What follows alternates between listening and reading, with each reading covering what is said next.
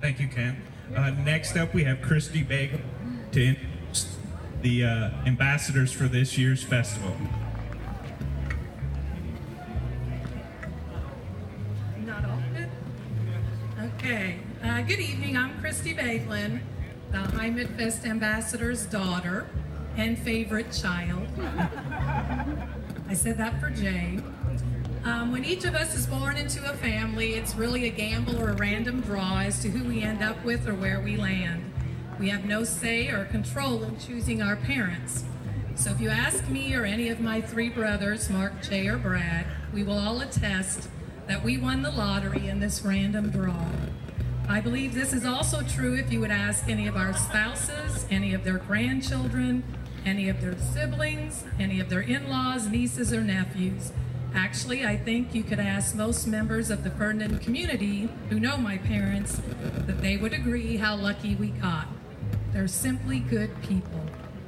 The nomination for this Heimatfest title started when my mom requested that I type up some information to submit my dad's name. While I definitely believe my dad was worthy, as I started reading the criteria and organizing my letter, it seemed obvious that my mom also represented the type of person that Ferdinand was wanting to recognize. So not listening to her, which occurred occasionally during the teen years too, so sorry for that, I nominated them as a couple. My dad's community service began early when we were young kids. He was always involved in several organizations.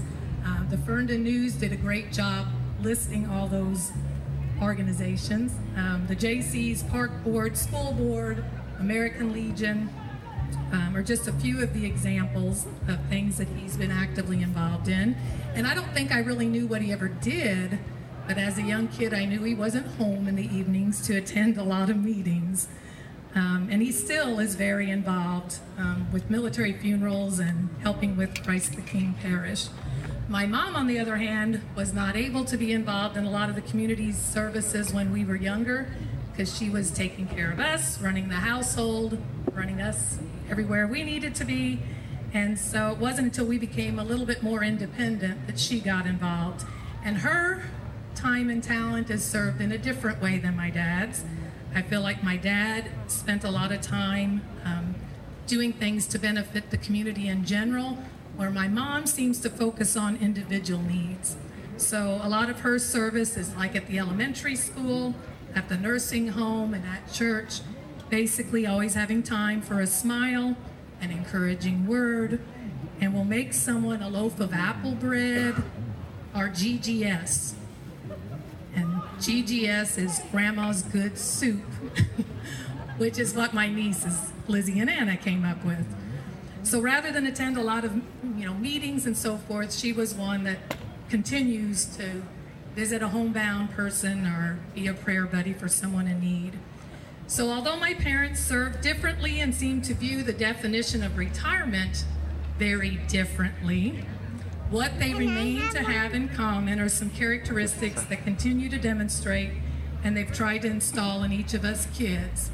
And those things include service, compassion, commitment, respect, kindness, generosity, and love.